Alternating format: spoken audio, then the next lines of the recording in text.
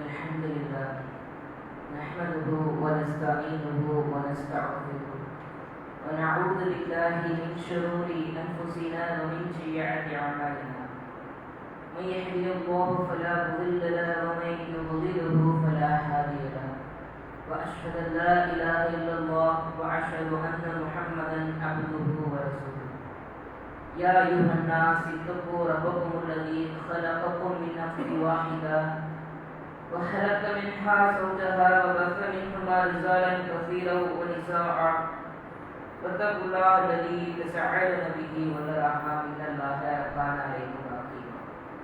புகழும் புகழ்ச்சியும் இந்த பிரபஞ்சத்தின் மீதும் பிரபஞ்சத்தில் உலகையும் படைத்து உலகிலே உயிருள்ள உயிரற்ற ஏனைய துணை படைப்பினங்களையும் படைத்து அத்துணை படைப்பினத்தின் அதிகாரத்தையும் எவனொருவன் தன் கைவசம் வைத்திருக்கிறானோ அந்த வல்லோனாகிய அல்லாஹ் ஒருவனுக்கு உரித்தார்.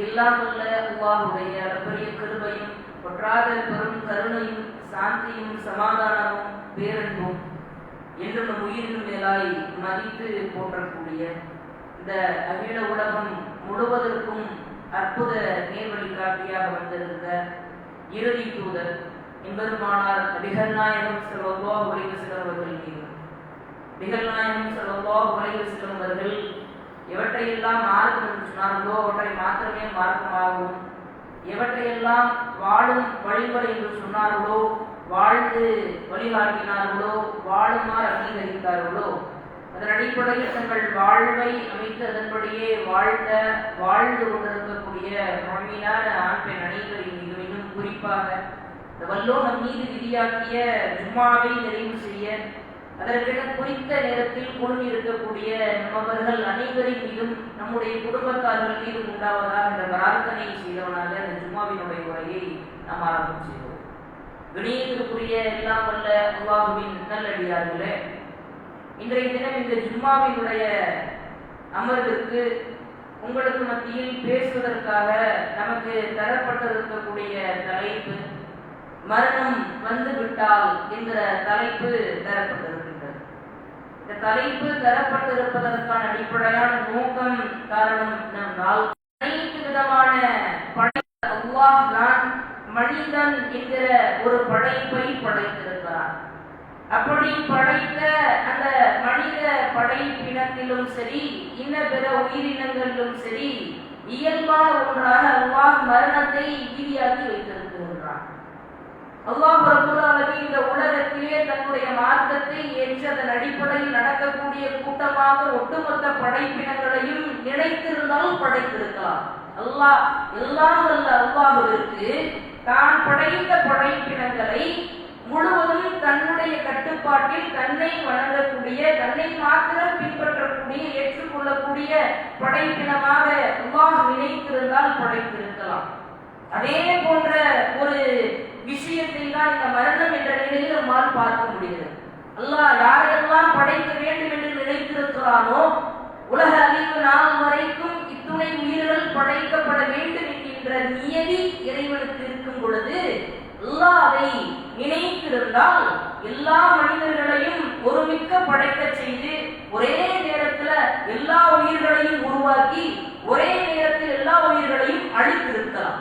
அல்லாஹ் நேச்சுரலா செஞ்சிருக்கலாம்ல. அல்லாஹ்விற்கு அதிகாரம் இருக்கத்தானே செய்யும். இடையே சில மனிதர்களிடத்திலே மரணம் என்கின்ற நிலையை அல்லாஹ் ஏற்படுத்தி இருக்கிறானே, இந்த மரணத்தை மறுக்கக்கூடிய மனிதர்கள் யாரும் இருக்க முடியாது. பகுத்தறிவை கொண்டு சிந்திக்கக்கூடிய மனிதர்கள் கடவுள் இல்லை என்று மறுக்கிறேன் என்ற வாதத்தை முன்வைப்பார்கள். அவர்கள் கூட மரணத்தை மறுக்க மாட்டார்கள். நிச்சயமாக மரணம் இன்றேனும் ஒரு நாள் வந்தே தீரும் என்பதில் உறுதியாக இருப்பார்கள். அப்படிப்பட்ட இந்த மரணம் என்கின்ற நிலையை இன்னபிற சமூகத்தை சார்ந்திருக்கக்கூடிய மக்கள் விளங்கிக் கொள்ளக்கூடிய விதத்தை போன்ற விளக்கக்கூடிய நிலையில் முஸ்லிம் சமூகம் இருக்க வேண்டுமா? அதிலிருந்து மாறுபட்ட நோக்கோடு கண்ணோட்டத்தோடு பார்க்க வேண்டுமா என்பதை ஒவ்வொரு முழுமையும் சிந்தித்து பார்க்க வேண்டும் என்பதற்காகத்தான் இந்த தலைப்பு தேர்வு செய்யப்பட்டிருக்கிறது. எல்லா மனிதர்களும் மரணத்தை நம்புகிறார்கள். எல்லா மனிதர்களும் மரணத்தை ஏற்றுக்கொள்கிறார்கள். முஸ்லிம்களும் அதை ஏற்றுக்கொண்டதனுடைய நிலை எல்லா மனிதர்களை செல்வதற்கானதாக அல்லாஹ் ஏற்படுத்தி இருப்பானா? ஒரு தேவையோடு தான் அல்லாஹ் ஒரு காரியத்தை, ஒரு சூழலை கட்டமைக்கிறான். அப்படிப்பட்ட கட்டமைப்பை முஸ்லிம் சமூகம் விளங்கி கொண்டிருக்கிறதா? அது குறித்த சிந்தையோடு, அது குறித்த எண்ணத்தோடு அவர்களுடைய வாழ்நாள் நகருகிறதா என்பதை சிந்தித்து பார்க்க வேண்டும். அல்லாஹ் தன்னுடைய திருமறை குர்ஆனில் தெளிவுபடுத்துகிறான். 3வது அத்தியாயத்தினுடைய 185வது வசனம், 21வது அத்தியாயத்தினுடைய 35வது வசனம், 29வது அத்தியாயத்தினுடைய 57வது வசனம், இப்படி அல்லாஹ் நிறைய வசனங்களிலே மரணத்தை பற்றி அல்லாஹ் பேசி காட்டுகிறார். அப்படி பேசக்கூடிய ஒரு வசனமான 21வது அத்தியாயத்தின் 35வது வசனத்தில் அல்லாஹ் தெளிவுபடுத்துகிறான், குல்லு நஃப்ஸின் தாயிகத்துல் மௌத், ஒவ்வொரு உயிரும் மரணத்தை சுவைத்தே தீரும் சொல்லிவிட்டு அல்லாஹ் சொல்றான், வ நபுலுக்கும் பிஷ்ஷர்ரி வல் கைரி ஃபித்னத்து வ இலைனா துர்ஜஊன் என்று இறைவன் தன்னுடைய திருமறையிலே பதிவு செய்கிறார். எல்லாத்துக்கும் மரணம் வரும், எல்லாத்துக்கும் இயல்பான ஒன்றாகத்தான் இந்த மரணம் இருக்கிறது என்று அல்லாஹ் சொல்லிவிட்டு சொல்லுகிறான், வ நபுலுக்கும் பிஷ்ஷர்ரி வல் கைரி ஃபித்னத்து. அல்லாஹ் திருமறையில சொல்றான், அந்த உயிர் இந்த உலகத்திலே தன்னுடைய வாழ்நாளை எப்படி கழிக்கிறது என்பதை சோதிப்பதற்காகத்தான் அவர்களுக்கான கால அவகாசம் வழங்கப்பட்டிருக்கிறது. வெறுமனே அவர்கள் இந்த உலகத்தில் வாழும் பொழுது அவர்களுடைய வாழ்க்கையை பிறந்தோம், வாழ்ந்தோம், இறந்தோம் என்று அவர்கள் நினைப்பதை போன்று கிடையாது. அவர்களுடைய வாழ்வில் அவர்களுடைய செயல்பாடு எப்படி இருக்கிறது என்பதை பரிசோதித்து பார்ப்பதற்காகத்தான் இறைவன் சொல்லிவிட்டு சொல்லுகிறான், நம்மிடமே மீறுதல் திரும்ப கொண்டு வரக்கூடியது இருக்கிறது. முஸ்லிம் சமூகத்திற்கு அல்லாஹ் இதுதான் பாடத்தை வைக்கிறார். இன்னொரு மக்கள் நினைத்துக் கொண்டிருப்பதை போன்று மரணித்து விட்டால் அதோடு வாழ்வு முடிவடைந்து விட்டது என்று எந்த ஒரு முஸ்லிமும் எண்ணிக்கொள்ளக்கூடாது. எந்த ஒரு மோமினும் மரணத்தோடு நம்முடைய வாழ்வு முடிந்து விட்டதாக கருதிவிடக்கூடாது. மரணத்திற்கு பிறகுதான் நிலையான நிரந்தரமான வாழ்க்கைக்காக அல்லாஹ்விடத்திலே அல்லாஹ்விடத்திலே நாம் மீண்டும் கொண்டு செல்லப்படுகிறோம் என்கின்ற நிலையை முஸ்லிம்கள் விளங்குகிறார்களா அல்லது அவர்களுக்கு விளக்க செய்கிறோமா என்பதுதான். மரணம் என்கின்ற நிலையை இன்ன பிற மக்களை போன்று சர்வ சாதாரணமாக கடந்து கொண்டிருக்கிறோம் சகோதரர்களே. நம்மோடு பழகுகின்ற, நம்மோடு வாழ்ந்த, நம்மோடு உடன் பிறந்த, நம்மோடு நெருங்கி பழகிய எத்தனையோ மனிதர்கள் இந்த உலகத்தில் வாழ்ந்தார்கள், மரணித்தார்கள். நாமளும் வாழ்வோம், மரணிப்போம். இப்படிப்பட்டதா? அல்லாஹ் சவால் திருமறை குர்ஆனினுடைய வசனத்துல அல்லாஹ் மனிதர்களை நோக்கி சவால் வர்றான். நீங்கள் நினைப்பதை போல இந்த உலகத்துல வாழணும்னு நினைச்சிட்டு இருக்காரு. நீங்கள் ஒருவேளை எனக்கு எதிராக இருப்பதா, எனக்கு மாற்றமாக நடப்பதாக, என்னுடைய கருத்துக்கு மாற்று கருத்து உடையவர்களாக இருந்தால் அல்லாஹ் சவாலை திருமறையிலே பதிவு செய்கிறான். 3வது அத்தியாயத்தினுடைய 168வது வசனத்தில் அல்லாஹ் பதிவு செய்கிறான், குல் ஃபக்ரவு அன்ஃபுஸகுமுல் மௌத் வ இன் குன்தும் சாதிகீன் என்று சொல்கிறார். நீங்கள் உண்மையாளர்களாக இருந்தால், நீங்கள் உங்கள் வாதத்தில் உறுதியானவர்களாக இருந்தால் நீங்கள் மரணத்தை வென்று காட்டுங்கள். எனக்கு மரணமே இல்லாம நான் வாழ்ந்துருவேன்னு வாழ்ந்துருங்க பார்ப்போம் அல்லாஹ் சவால் கொடுக்கும். நீங்க அல்லாஹ்வுடைய வேத வசனங்களை புறக்கணித்தவர்களாக இந்த உலகத்திலே வாழ்க்கையை கழித்துக் கொண்டிருக்கிறீர்களா? அல்லாஹ் மறுமை என்கின்ற ஒரு நிரந்தரமான நிலையான ஒரு உலகை நமக்கு தருவான் என்கின்ற நிலையை மறந்தவர்களாக இந்த உலகத்தில் நடமாடி கொண்டிருக்கிறீர்களா? உங்களுடைய செயல்பாட்டிலே அல்லாஹ்வுடைய தூதர் காட்டி தந்த வழியின் அடிப்படையிலான செயல்பாடுகள் எதுவுமே அமையலையா? அல்லாஹ் சவால் கொடுறான், உங்களால முடிஞ்சா மரணத்தை வென்று காட்டுங்கள் பார்ப்போம் அப்படின்னா. யாராவது மரணத்தை வெல்லக்கூடியவர்கள் இருக்க முடியுமா? மரணம் என்கின்ற நிலை வரும் பொழுது எவரேனும் ஒருவர் அதிலிருந்து தப்பித்து விடுவதற்கான வழி வாய்ப்பு இருக்கிறதா? நிச்சயமா கிடையாது. ஐதமா தக்கூமு யுத்ரிகுல்லாஹு அல்லாஹ் திருமறையில் தெளிவுபடுத்துகிறான். 4வது அத்தியாயத்தினுடைய 28வது வசனத்தில் அல்லாஹ் சொல்றான், நீங்கள் எங்கிருந்தாலும் அந்த மரணம் உங்களை சந்திக்கும். அல்லாஹ் சொல்றான், ஓடி ஓடி ஒளிந்து கொண்டிருக்கிறோம், பொருளாதாரத்தை வாரி இறைத்து மருத்துவம் பார்த்து கொண்டிருக்கிறோம். இன்னும் 10 ஆண்டுகள் வாழ்ந்து விட மாட்டோமா? இன்னும் 5 ஆண்டுகள் வாழ்ந்து விட மாட்டோமா? கண்ணாசை பார்த்துட மாட்டோமா? பேர குழந்தையை கையில் எடுத்து கொஞ்சிட மாட்டோமா?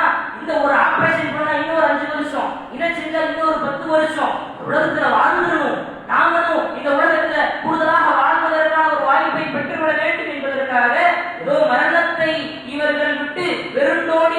கொண்டிருக்கிறோம் என்ற நிலையிலே மனிதர்களுடைய செயல்பாடுகள் எல்லாம் அமைந்திருக்கிறது. ஏதேனும் ஒரு அமல்களிலே அவர்களுடைய செயல்பாட்டின் ஈடுபாடு இருக்கிறதா கிடையாது. மரணத்தை இப்படியாவது வென்றுவிட வேண்டும், மௌத்தை இப்படியாவது தள்ளி போட்டு விட வேண்டும் என்ற நிலைதான் மனிதர்களுக்கு இருக்கிறது. அல்லாஹ் தெளிவுபடுத்துகிறான், நீங்கள் எங்கிருந்தாலும் ஐனமா தக்கூனு யுத்ரிகுமுல்லாஹ், நீங்கள் எங்கிருந்தாலும் உறுதியான உங்களை வந்தடைந்தே தீரும். எப்படி எல்லாம் சொல்றான், ஃபீ புரூஜ், நீங்கள் பிரம்மாண்டமான கோட்டை புத்தகங்களிலே உங்களுடைய உயிர்களை பாதுகாக்க வேண்டும் என்று நினைத்து ஓடி ஒளிஞ்சிருந்தாலும் அல்லாஹ் உங்களுடைய உயிரை பறிக்கே தீருவேன் என்று அல்லாஹ். ஒரு பெரிய மன்னர், ஒரு கதை என்று சொல்லுவாங்க, ஒரு பெரிய மன்னன் அல்லாஹ்வை இறைவனை வென்று விட வேண்டும் என்பதற்காக ஒரு விஷயத்தை கையில் எடுக்கலாம். நான் இந்த உயிர் ஒரு பறவையை, ஒரு சின்ன ஒரு உயிரினத்தை உயிர் போக விடாமல் பாதுகாப்பு, இந்த தேதிக்கு அந்த உயிர் மரணிக்கும், இறைவனுடைய நாட்டம், இறைவனுடைய நீர். இது ஒரு கதையாக சொல்லப்படும். அவர் என்ன செய்யறாரு, அந்த உயிரினத்தை தான் பாதுகாக்க வேண்டும் என்பதற்காக யாருமே ஏற முடியாத, யாருமே எட்ட முடியாத நீண்ட நெடிய மிகப்பெரிய மலை சிகரங்களிலே உச்சி மலைக்கு போய் ஒரு குன்றினுடைய ஒரு பொந்திலே அந்த உயிரினத்தை வைத்துவிட்டு அந்த மிகப்பெரிய மன்னன், அந்த மிகப்பெரிய எஜமான் சொல்றானா, நான் பாத்தியா காப்பாத்திட்டேன், அந்த உயிர் இங்க இருந்தா தானே ஏதாவது பாதிப்பு, யாராவது வேட்டையாடக்கூடியவர் அதை வேட்டையாடுவார், வேட்டையாடும் விலங்குகளை வேட்டையாடிவிடும், அதை கொல்ல வேண்டும் என்று நினைப்பவர்கள் கொன்று விடுவார்கள், அதை ஆவி குடிக்கும். அதை செய்ய முடியாது, அதை காட்ட முடியாது. பத்திரமா உள்ள போய் ஒரு இடத்துல ஒழிச்சு வச்சுட்டேன்னு சொல்லி அந்த மனிதர் செவா விடுகிறார். அந்த நேரத்தில் ஒரு கதையாக சொல்லப்படுது. அந்த நேரத்தில் மிகப்பெரிய அளவிலான பருந்து ஒன்று பறந்து அந்த உயிரினத்தை கொத்தி கொன்று கீறி கிழித்து விடுகிறது. அந்த உயிரினம் இந்த உயரமான மலையிலே, அந்த மலை முகத்திலே, அந்த மலை குன்றிலே, அந்த குன்றினுடைய பொந்திலே வைக்கப்பட்டு அந்த உயிர் பறிக்கப்பட வேண்டும் என்பது இறைவனுடைய நியதி. இவனே கொண்டு போய் அதை வச்சு அதை க்ளோஸ் பண்றதுக்கான வழியை பார்த்து அதை உறுதி செய்து விட்டதாக ஒரு கதை ஒன்று சொல்லுவாங்க. யாரும் தன்னுடைய உயிரை பாதுகாக்க வேண்டும், நாம பத்திரமா இருப்போம், நாம சேஃபா இருப்போம், நாம ரொம்ப கவனமா இருப்போம், இந்த மாத்திரை மருந்துகள், இந்த ஊசி உபகாரங்கள் எதையெல்லாம் எடுக்க முடியுமோ எல்லாத்தையும் எடுத்து சேஃப், செக்யூர், பாதுகாப்பு, சந்தோஷமா இருப்போம் என்று நீங்கள் நினைத்துக் கொண்டிருந்தால் எதை விட்டு நீங்கள் வெறுந்தோடி கொண்டிருக்கிறீர்களோ அந்த உறுதியானது உங்களை சந்திக்கும் என்று இறைவன் சொல்கிறார். பின்னாடி இருந்து மரணம் உங்களை தாக்காது. உங்களை நீங்கள் நினைத்துக் கொண்டிருக்கிறீர்கள் மரணம் விரட்டி வருது, நாம மரணம் எங்கு இருக்கிறது என்பதை தேடிதான் மனிதன் ஓடிக்கொண்டிருக்கிறார். மனிதன் மறந்து விடுகிறார். ஏதோ மரணம் நம்மை விரட்டி வர்ற மாதிரி, நம்ம ஓடிட்டு இருக்கிற மாதிரி நம்மளுடைய திங்கிங், நம்மளுடைய ஒரு கற்பனை உலகம் இருந்து கொண்டிருக்கிறது. எங்க மரணம் இருக்குதோ அதை தேடிதான் நம்ம ஓடிக்கொண்டிருக்கிறோம் என்பதை மறந்து, உலகத்தினுடைய செல்வங்களை, உலகத்தினுடைய சொத்துக்களை, உலகத்தினுடைய இன்பங்களை நாம் அனுபவிக்க வேண்டும் என்று சொல்லி மறுமையை நாம் மறந்தவர்களாக நம்முடைய வாழ்வை கடந்து கொண்டிருக்கிறோம். அல்லாஹ்வும் அல்லாஹ்வுடைய தூதரும் இந்த உலக வாழ்வை எப்படி கழிக்க சொன்னார்களோ அப்படி கழித்தோமா?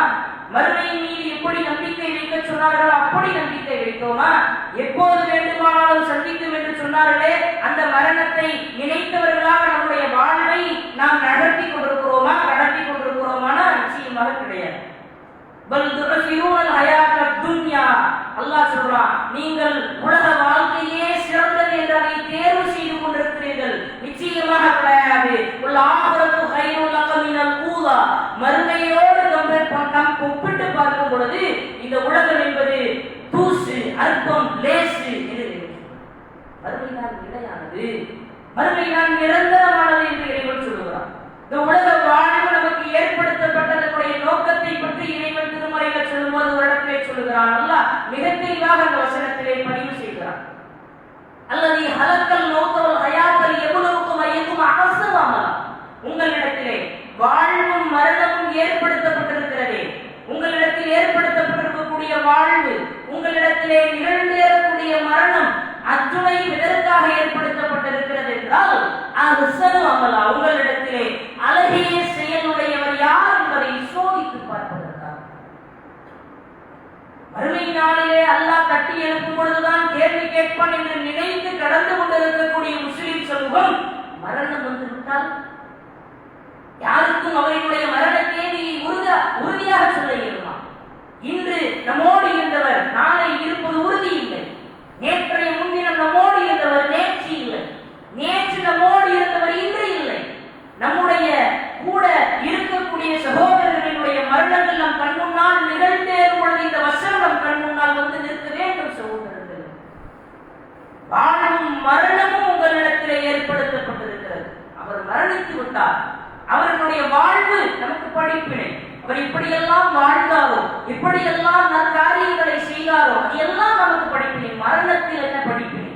அவர் இப்படிலாம் வாழ்ந்தாரு, இந்த நன்மையெல்லாம் செஞ்சாரு, நோன்பு வச்சாரு, ஜகாத்து கொடுத்தாரு, தர்ம சிந்தனையோடு இருந்தாரு, பேசும் பொழுது நல்ல சொற்களை பேசினாரு, மனிதர்களிடத்திலே ரொம்ப சகஜமா நல்ல காரியத்தோடு பண்போடு பழகக்கூடியவரா இருந்தார். எல்லாம் சரி, அந்த படிப்பினை இருக்கிறது. மரணத்தில் அல்லாஹ் என்ன படிப்பினையை மனிதர்களுக்கு தருவதாக இந்த வசனம் மன்றத்தில் சொல்கிறது என்பதை முஸ்லிம் சமூகம் சிந்திக்க வேண்டும்.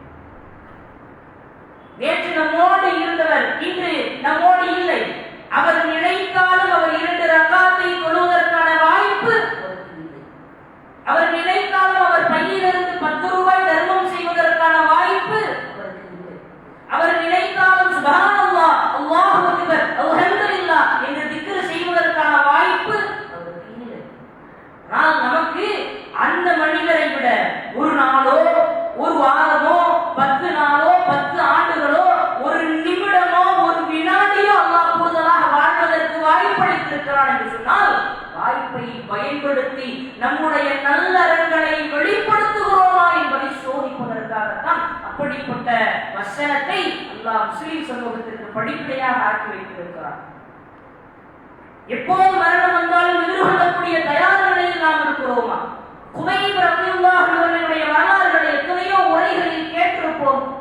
குவைப் ரலியல்லாஹு அவர்களை எதிரிகள் வெட்டி வீழ்த்த முற்படுகிறார்கள். எதிரிகள் குவைபிடத்திலே கேட்கிறார்கள். குவைப் எதிரிகளிடத்திலே கேட்கிறார். 2 ரக்காத்து தொழுவதற்கு அனுமதி கேட்கிறார். தொழுது முடிச்சா குவைபை கொன்று தீர்க்க வேண்டும் என்கிற உறுதியா எதிரி தயார் நிலையில் இருக்கிறார். அந்த குவைப் ரலியல்லாஹு அவர்கள் 2 ரக்காத்தை நினைத்திருந்தால் நீட்டி தொழுவலாம். கால அவகாசம் பாண்ட் அதானே, ஒப்பந்தம் அதானே. தொழுவ வரைக்கும் சும்மா விட்டுருவேன், தொழுவ வரைக்கும் கொள்ள மாட்டேன், தொழுவ வரைக்கும் கத்தி கழுத்துக்கு வராது, தொழுவ வரைக்கும் உயிர் போவாது, அதுதானே. குவைப்பு நினைச்சிருந்தா அல்லாஹ் அக்பர் நெஞ்சிலே தட்டிட்டு அல்ஹம்துலில்லாஹ் அல்லாஹ் பேசாம தொழுதுட்டே இருந்தா என்ன கேட்க போறோம்? எதிரி ஏதாவது செய்ய முடியுமா? முடியாது. இல்ல, அவகாசம் கொடுத்துட்டான், ஒரு ஆப்ஷன் தந்துட்டான், தான் பாண்டு, அதான் ஒப்பந்தம், அதை மீற மாட்டாங்க. ஆனால் குவைப்பு என்ன செய்கிறார் என்றால், அந்த 2 ரக்காத்து தொழுகையிலே வேகமாக அவசரமாக அந்த 2 ரக்காத்தையுமே தொழுதுவிட்டு எதிரிகளிடத்திலே சொல்லுகிறார், ஏன் தெரியுமா 2 ரக்காத்தை வேகமா தொழுதே? நான் 2 ரக்காத்தை தொழுவதற்கு எடுத்துக் கொள்ளக்கூடிய அந்த கால இடைவெளி இருக்கிறதே, அந்த கால இடைவெளியில் கூட மரணம் என்கின்ற நிலையை நினைத்து பயப்படுவதாக நீ நினைத்துக் கொள்ளக்கூடாது. எப்ப வந்தால் மரணத்தை எதிர்கொள்வதற்கு நான் தயார், எப்படி வந்தாலும் அந்த மரணத்தை சந்திப்பதற்கு நான் தயார்.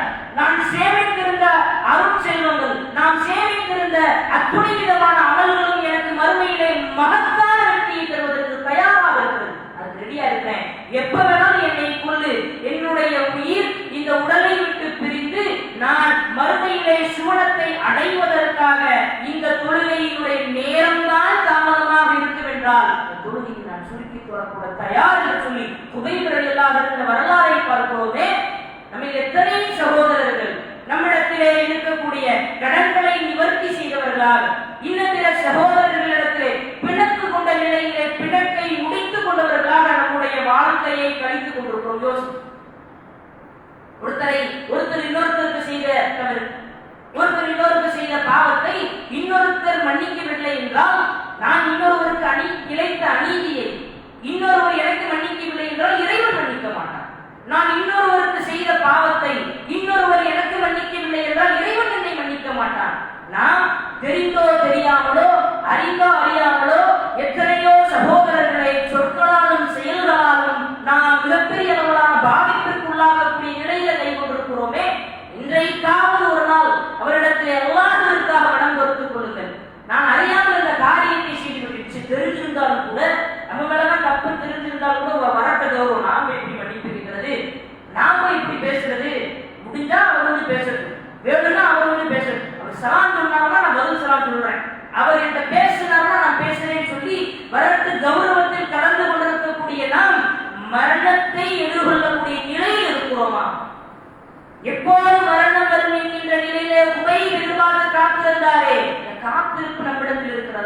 இன்னும் கொஞ்ச நாள் எனக்கு லைட்டா 1 மணி நேரம், ஒரு அரை மணி நேரம் வாழ்வதற்கு அவகாசம் கிடைக்காதா, நான் எதையாவது செஞ்சிட மாட்டானா எதிர்பார்க்கக்கூடிய நிலையிலே தான் மறுமையில் மனிதன் இருப்பதாக அல்லாஹ் திருமறையில பதிவு செய்கிறான். கொஞ்சம் டைம், இன்னும் கொஞ்சம்னு அந்த நேரத்தை மனிதன் தேடி தேடி இறைவனிடத்திலே முறையிடக்கூடியவனாக இருப்பான். அல்லாஹ் திருமறையிலே சொல்கிறான், 63வது அத்தியாயத்தினுடைய 10வது வசனத்திலே பேசுகிறான், வஅன்ஃபிகு மிம்மா ரஸக்னாகும் மின் கப்லி ஐ யஹ்தியகும் அஹதகுல் மௌத். அல்லாஹ் சொல்லிட்டு சொல்றான், ஃபயகூலு ரப்பி லஅல்ல அஹர்தனி இலா அஜலின் கரீப் ஃபஸதகஅகுல் மினஸ் ஸாலிஹீன். அல்லாஹ் சொல்றான், மனிதர்கள் இருக்கிறார்களே அல்லாஹ்விடத்திலே முறையிடுவார்கள், இறைவா எனக்கு இன்னும் குறிப்பிட்ட காலம் இந்த உலகத்தில் வாழ்வதற்கு நீ அவகாசம் அளிக்க மாட்டாயா? ஒருவேளை அப்படி ஏதாவது ஒரு அவகாசம் கொடுத்தா, ஒரு சான்ஸ் கொடுத்தா, என்னுடைய செயலில் இருக்கக்கூடிய குறையை நிறைவு செய்துவிட்டு நான் விரும்புகிறேன். அல்லாஹ் வந்து கேட்கிறான், ஒரே ஒரு சான்ஸ், ஒரே ஒரு வாய்ப்பு, ஒரே ஒரு சந்தர்ப்பம் எனக்கு கொடுத்தா நான் போயிட்டு என்னிடத்தில் இருக்கக்கூடிய அத்தனை விதமான ரிச்சுகளையும் அத்தனை விதமான அருட்செல்வங்களையும் இறைவழியிலே செலவழித்து விட்டு வந்துடுகிறேன். போய் ஒரே ஒரு கையெழுத்து, போய் ஒரே ஒரு வார்த்தை சொல்லிட்டு மட்டும் வந்துடுறேன், எனக்கு அனுமதி கொடுத்து மனிதன் இறைவனிடத்திலே கேட்பதாக திருமறையினுடைய 63வது அத்தியாயத்தினுடைய 10வது வசனத்திலே அல்லாஹ் சொல்லி தருகிறார். ஆனால் அல்லாஹ் சொல்லுவானா 63வது அத்தியாயத்தினுடைய 11வது வசனத்தில் அதனுடைய வசனத்தினுடைய தொடர்ச்சியிலே சொல்றான், வலை யஹ்ல்லாஹு நஃப்ஸன் இதா ஜா அஜலுஹா வல்லாஹு கபீருன் பிமா தஅமலூன். ஒவ்வொரு உயிருக்கும் அதனுடைய தவணை வந்துவிட்டால் அல்லாஹ் நிச்சயமாக அதை ஒருபோதும் பிற்படுத்த மாட்டான். டேட் ஃபிக்ஸ் பண்ணிட்டான்னா, டைம் ஃபிக்ஸ் பண்ணிட்டான்னா, செகண்ட் அல்லாஹ் ஃபிக்ஸ் பண்ணிட்டான்னா எந்த ஆப்ஷனும் கிடையாது, எந்த எக்ஸ்ட்ரா சான்ஸும் கிடையாது. அல்லாஹ் எந்த நிலையிலும் எந்த சூழலிலும் அதை பிற்படுத்த மாட்டேன் என்று இறைவன் தெளிவுபடுத்தி இன்னொருவருடைய மரணத்தை பார்த்து, இன்னொருவர் மரணித்து விட்டார் என்பதை பார்த்து மனிதன் பண்படவில்லை என்றால், மனிதன் திரும்பிக் கொள்ளவில்லை என்றால், தன்னுடைய மரணத்திலே மனிதன் எப்படி திருந்துவான்? அல்லாஹ் அப்படித்தான் வசனத்துல சொல்ல வரான். அவர் உன் கூடயே இருந்தாரு, உன்னுடைய பயணித்தாரு, உன்னுடைய செயல்பாடுகளிலேயே அவருடைய செயல்பாடுகள் ஈடாக இருந்து கொண்டிருந்தது. உன்னை விட ஒரு மாசத்துக்கு முன்னாடி அவர் மரணிச்சிட்டார், உன்னை விட ஒரு வருடத்திற்கு முன்னால் அவர் மரணிச்சிட்டார். உனக்கு எக்ஸ்ட்ரா ஒரு மாசம் கொடுத்தல்ல, உனக்கு எக்ஸ்ட்ரா ஒரு வருடம் கொடுத்தல்ல, நீ என்ன செஞ்சேன்னு அல்லாஹ் கேட்டா மனிதன் என்ன பதில் சொல்ல முடியும்? எக்ஸ்ட்ரா டைம் கேட்கறாங்க, உனக்கு கொடுத்தனப்பா, உனக்கு டயத்தை நான் தந்தேன், உனக்கு அவகாசத்தை நான் அளித்திருந்தேன், உனக்கு வாய்ப்புகளை நான் வழங்கி இருந்த போதும் அதை நீ பயன்படுத்தவில்லை என்று சொன்னால் இவ்விட கை செய்தப்பட்டவர்களாக வறுமையிலே யார் இருக்க முடியும்? சொல்லுகிறது, மரணம் வந்துவிட்டால் அதற்கு பிறகு நாம் ஒன்றுமே செய்ய இயலாது என்பதை முஸ்லிம் சமூகம் விளங்கிக் கொண்டால் மாத்திரமே இந்த உலக வாழ்வு, உலகத்தில் இருக்கக்கூடிய சந்தோஷம், உலகத்தில் பெறக்கூடிய துணைவிதமான இன்பங்கள் எல்லாம் நிலையானது இல்லை, வறுமை வாழ்வுதான் நிலையானது என்பதை அவர்கள் விளங்குவதற்கான வாய்ப்பாக இருக்கும். ஆகவே சகோதரர்களே, மரணம் வருவதற்கு முன்னால் நாம் நம்முடைய அத்துணை விதமான செயல்பாடுகளையும் மறுமையை நோக்கிய செயல்பாடுகளாக அமைத்துக் கொள்ள வேண்டும். அதற்கு நமக்கெல்லாம் அருள் செய்ய வேண்டும் என்று பிரார்த்தனை செய்து முதல் முறை நிறைவு செய்து கொள்கிறேன்.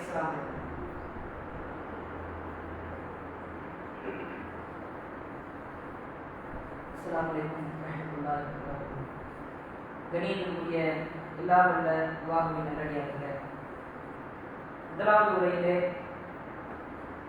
மரணம் வந்துவிட்டால் என்கிற தலைப்பின் கீழ் சில செய்திகளை பார்த்தோம். இரண்டாவது உரையில் அதனுடைய தொடர்ச்சியாக ஒரே ஒரு செய்தியை சொல்லி அறிவிப்புகளோடு சும்மாவினுடைய உரையை நிறைவு செய்தோம். முஸ்லிம்களே பதிவு செய்யப்பட்டிருக்கக்கூடிய 2359 பதிவு செய்யப்பட்டிருக்கக்கூடிய செய்தி பெரிய ஹதீஸ் சுருக்கமாக அல்லாஹ்வுடைய தூதர் ஒரு சபையிலே அமர்ந்திருக்கிறார்கள். சஹாபாக்களுக்கு மத்தியிலே அவர்கள் மறுமை குறித்த உபதேசங்களை செய்கிறார்கள். அப்படிப்பட்ட ஒரு சபை. அந்த சபையிலே அல்லாஹ்வுடைய தூதர் அவர்களுக்கு உபதேசம் செய்து கொண்டிருக்கக்கூடிய நேரத்தில் அல்லாஹ்வுடைய தூதர் ஒரு வாசகத்தை பதிவு செய்கிறார்கள். நான் அறிகின்றவற்றை நீங்கள் அறிவீர்களேயானால் குறைவாக சிரிப்பீர்கள், அதிகமாக அழுவீர்கள் என்று இறை தூதர் அவர்கள் சொல்லியதாக செய்தி புகாரியிலும் பதிவு செய்யப்பட்டிருக்கிறது, முஸ்லிம்களும் பதிவு செய்யப்பட்டிருக்கிறது. அல்லாஹ்வுடைய தூதர் நம்மை தாண்டி அறிந்திருந்த இந்த விஷயம் சொர்க்கம் நரகம் என்ற இரு நிலைதான். மறுமை என்கின்ற அந்த வாழ்வை தான் அல்லாஹ்வுடைய தூதர் நம்மை தாண்டி கூடுதலாக அறிந்து வைத்திருந்தார்கள்.